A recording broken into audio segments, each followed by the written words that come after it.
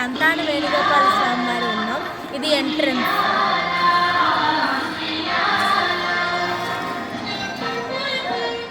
అది గాలిగోపురం అన్నమాట. ఇది ఏదైనా కళ్యాణం జరిగే కళ్యాణ మండపం.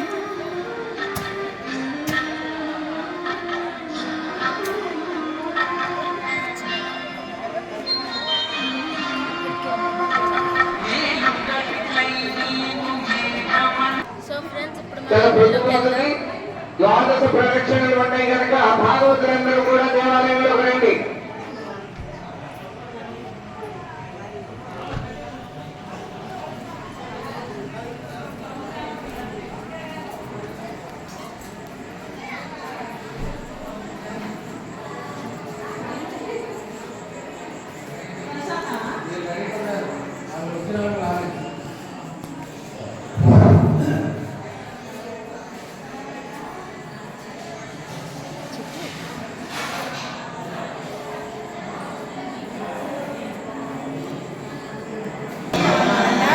ఎప్పుడు తిరునాళ్ళు జరిగినా ఇక్కడ హోమం చేస్తారు.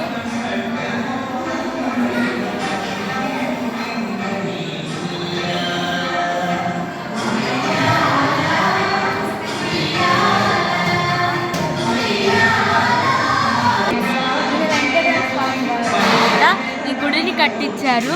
దీనికి ఒక చరిత్ర ఉంది. దాన్ని మనం నెక్స్ట్ పార్ట్లో తెలుసుకుందాం.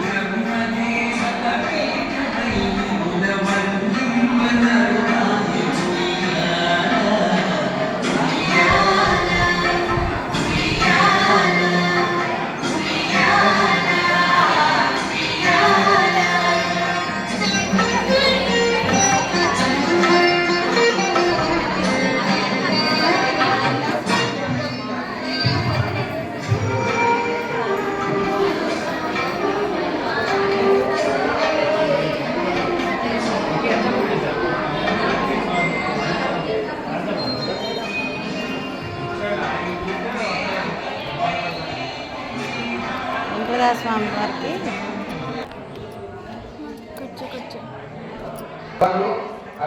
ఫ్రెండ్స్, మీకు చరిత్ర చెప్దామని అన్నాను కదా, దాన్ని గురించి మొదలు పెడుతున్నాను. సో వెంకటదాస్ స్వామి వారు పుట్టినప్పుడు ఆయన తల్లిపాలు తాగలేదంట. ఒక గురువు దగ్గరికి తీసుకెళ్తే ఈయన ఒక కారక జన్ములు, సో ఆవు పాలు ఇచ్చి ఆవిడ మైలు అయ్యాక తల్లిపాలు ఇవ్వండి అంటే ఆ మైలు అయ్యేంత వరకు ఆవు పాలు తాగి తర్వాత పాలు తాగి ఆ తర్వాత ఒకరోజు పాము వచ్చి ఇలా ఆయన ఎన్నో భగవద్ విషయాన్ని నేర్చుకుంటూనే పొలం దున్నుతూ వ్యవసాయం చేసేవాడు. ఒకరోజు స్వామి కల్లో కనిపించి, నేను నీ పంటలో దొరుకుతాను ఈ సైడ్న అని చెప్పి ఆయన చెప్పారు. ఆయన దున్నుతుంటే ఆ విషయం మర్చిపోయి పట్టించుకోకుండా దున్నేశారు. అప్పుడు ఇక్కడ చిన్న గాయమైందనమాట. గాయమైంది పెట్టకూడదని చెప్పి బాధపడుతుంటే స్వామివారు మళ్ళీ కల్లో కనిపించి, ఎటు వెళ్తే ఒక మంచి విగ్రహం కనిపిస్తుంది, అది అలా ఎలా కట్టించాలి మొత్తం చెప్పి స్వామివారు వెంకటదాస్ స్వామివారిని గైడ్ చేస్తూ ఒక విగ్రహం తయారు చేయించారనమాట.